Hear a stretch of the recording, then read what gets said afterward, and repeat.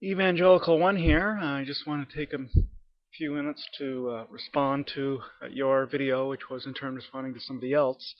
Um, and I must confess I didn't watch the original video, uh, but presumably it was just a somebody saying, "All right, you're an atheist. Prove it.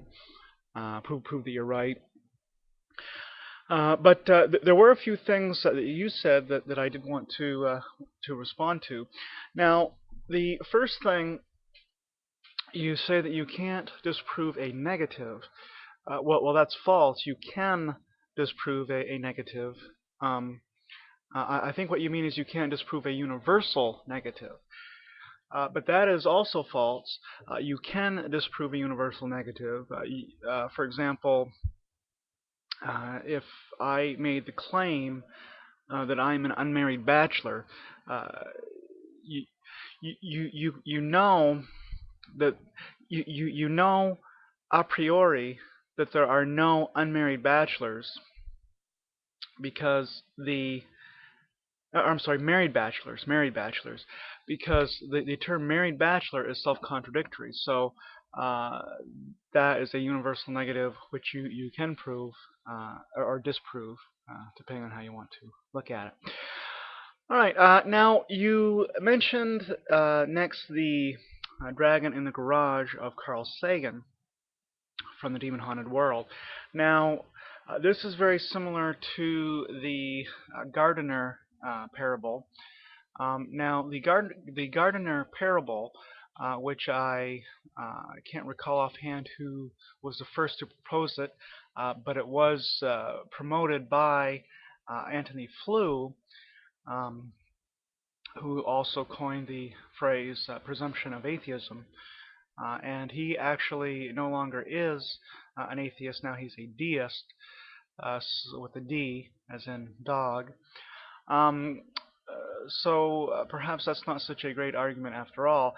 And I would submit to you that both the gardener and the dragon are really very weak. They're very.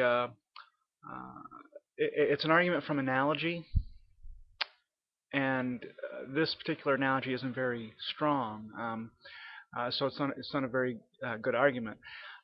So, for example, you say the goalposts are continually moved no matter what you propose as a test to detect the presence of this dragon.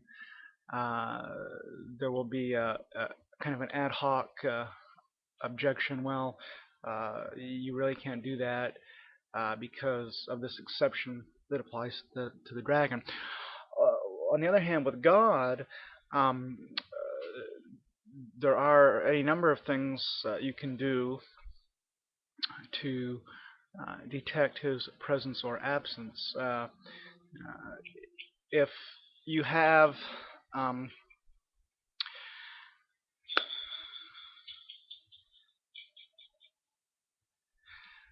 hello? Alright, I'll be down in a few minutes to let you in. Bye. Sorry about that. I know that's very unprofessional to answer a phone call in the middle of a video response. Um,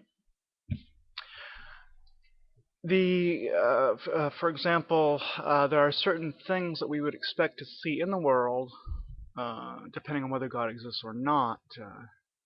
Uh, we there are various miracle claims that we can look at to if the miracle can be substantiated, miracle claim, then we know that there is a God. Um, so there is some empirical data that can be looked at to detect the presence or absence of God. Evil, for example, if there is gratuitous evil, some have said that that would show there is no God. Um, but that's kind of a complex issue, and I don't want to get into that now. Um, so the really important thing, which is kind of the main point that you were trying to make, I think, is based on a fundamental misunderstanding of what atheism is. An atheist is not a person who says, I don't have any reason to believe in God, but I don't really know for sure. An atheist is a person who says, I know there is no God. And to be justified in that claim, uh, it is a positive claim to knowledge. Whoever makes a positive knowledge claim should have some kind of epistemic justification behind that claim. Now, for myself as a Christian, uh, that is a positive claim as well. So we each bear a burden of proof. If you're going to be not just an agnostic but an atheist, you have to be able to establish uh, with certitude or near certitude that there is no God. Not just say there's no evidence that I'm aware of, so I'll suppose that there isn't. Uh, you have to say there is evidence against the existence of God. Um, to be an atheist, to bear that burden of proof. And as a Christian, I also make a claim, positive claim. So I bear a burden of proof to establish that there is a God.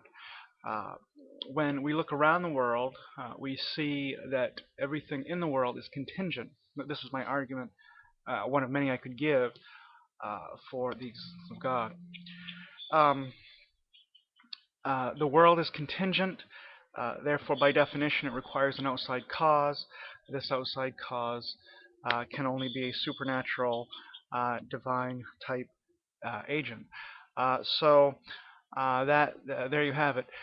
Things in the world don't have to be; they could be otherwise than they are. They're not necessary. They're not logically necessary. They're contingent. Contingent things. The universe as a whole is contingent. If every part of the chocolate bars is made out of chocolate, the chocolate bar as a whole is made out of chocolate. If every part of the universe is contingent, the universe as a whole is contingent. Therefore, it requires some outside causal entity, and this all men call God. So, on the one hand, you admit that you can offer proof that there is no God. On the other hand, I'm offering proof that there is a God. So it's more rational to accept that there is a God than not. Thank you, and I hope to hear a response from you if you wish. Shalom.